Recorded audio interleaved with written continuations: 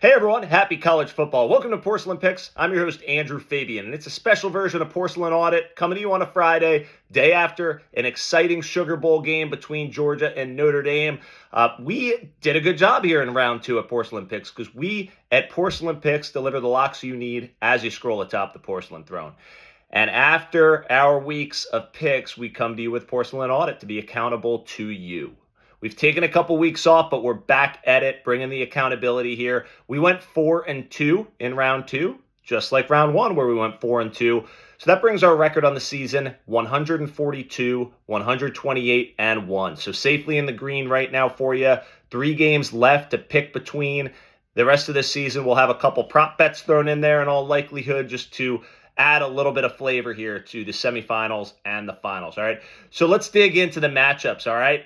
We started with the Fiesta Bowl, New Year's Eve, that Penn State-Boise State matchup. Penn State was an 11-point favorite. I told you to back the Nittany Lions. They're my team. They're my alma mater. So I always indicate that because you can take it with an asterisk if you'd like. But Penn State just overpowered Boise.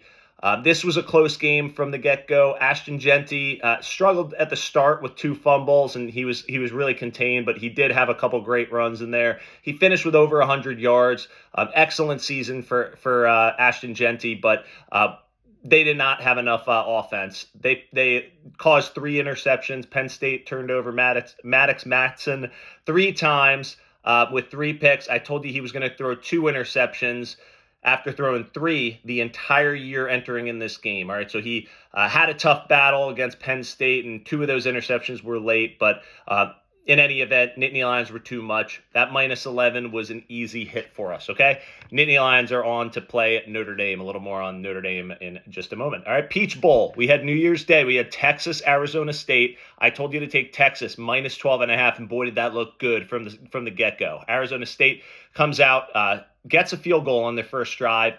Scatabo looks a little, sluggish on that first drive, but they still move the ball. They scored a field goal against Texas, but then Texas's offense comes down the field in 2 plays and scores a touchdown, and then they get that punt return touchdown immediately after. I thought Texas was going to run away with this, and this was going to be an easy win. That did not happen. Arizona State battled back. Scatabo had maybe the game of the year, passing for a touchdown. He had 90 yards receiving. He went over 100 yards rushing. He was the MVP in a losing effort to Texas. Texas pulls away. They win in double overtime by 8 due to that 2-point conversion rule. Texas minus 12.5 was a loser. All right, jumping into the Rose Bowl. So Ohio State versus Oregon. Holy crap, Ohio State is dangerous. Tennessee, we picked Ohio State against Tennessee. I picked Oregon in this game, plus 2.5. I thought it was going to be a tighter battle, just like the first matchup. That did not happen. Ohio State, this was never in question. They were up 34-0 at one point.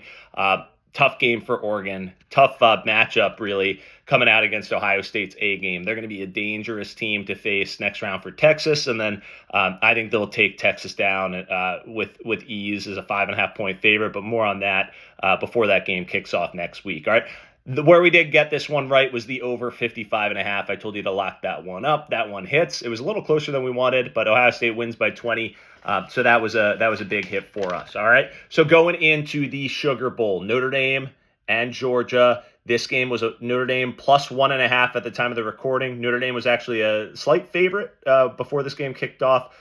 We had the 1.5 on the Notre Dame side. We had under 45.5. Both of those hit. Really, Notre Dame's defense held up very strong against Gunnar Stockton. This kid actually had a great game. He was slinging the ball around in the first half especially. He could not get loose on the outside and harness his running game the same way Riley Leonard could. Riley Leonard only passed for 90 yards in this game. He rushed for 80. Notre Dame had fewer than 300 total yards, but between that kickoff return touchdown and the turnovers this defense forced, this team's been opportunistic all season long. They end up winning by 13, easily cover that spread that I took. Easily game goes under at 23-10. So we got 2 for 2 on this game.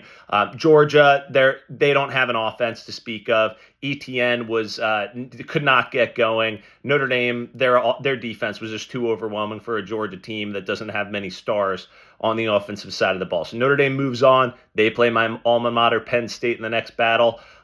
It's going to be a good one. It's going to be tough to pick. I'll try to take my fandom out of it, but we'll see what happens. All right.